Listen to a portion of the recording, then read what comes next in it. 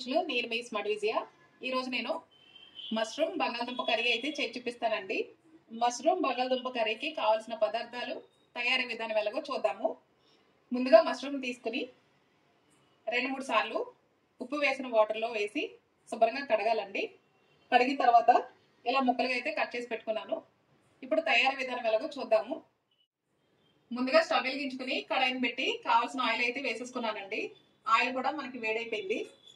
ఇప్పుడు సన్నగా తరిగి పెట్టుకున్న ఉల్లిపాయ, పచ్చిమిర్చి ముక్కలను వేసుకుని కొద్దిగా కరివేపాకు కూడా వేసుకుని ఈ మూడు బాగా ఫ్రై చేసుకోవాలండి. ఇవి ఇలా ఫ్రై అయిపోయిన తర్వాత ఇందులో అల్లం వెల్లుల్లి పేస్ట్ వేసి వేయించుకోవాలండి 2 నిమిషాలు.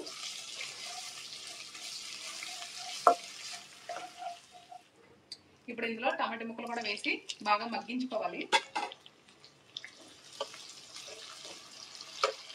టమాటా ముక్కలు బాగా మగ్గిపోయిన తర్వాత మష్రూమ్ కూడా వేసేసుకుందామండి. ఇందులోనే మనం కొద్దిగా పసుపు కూడా వేసేసుకుంటున్నాను. అలాగే రుచికి సరిపడా ఉప్పు. ఒకసారి బాగా కలిపేసి మీడియం ఫ్లేమ్లో ఒక 5 మినిట్స్ అయితే ఉడికించుకోవాలండి. ఒక 5 నిమిషాలు ఇలా ఉడికిన తర్వాత ముందుగా ఉడికించి పెట్టుకున్న బంగాళదుంప ముక్కలు కూడా వేసేసుకుందామండి. ఒకసారి బాగా కలిపేసుకుని ఇందులో కారం వేసేసుకుందామండి.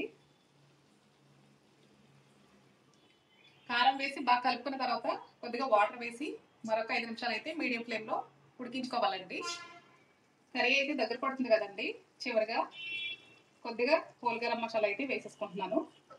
వేసుకుని ఒకసారి ఇలా కలుపుకొని మరొక 2 నిమిషాలు ఉడికించుకుని స్టవ్ అయితే ఆఫ్ చేసేసుకోవడమేనండి. టేస్ట్ అయితే చాలా చాలా బాగుంటుంది.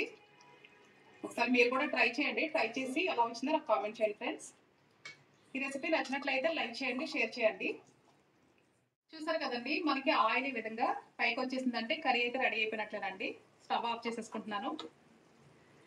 నా ఛానల్ని ఫస్ట్ టైం చూస్తున్నట్లయితే సబ్స్క్రైబ్ చేసుకోండి. మరొక రెసిపీతో మళ్ళీ మీ ముందుకు వస్తాను. Bye friends.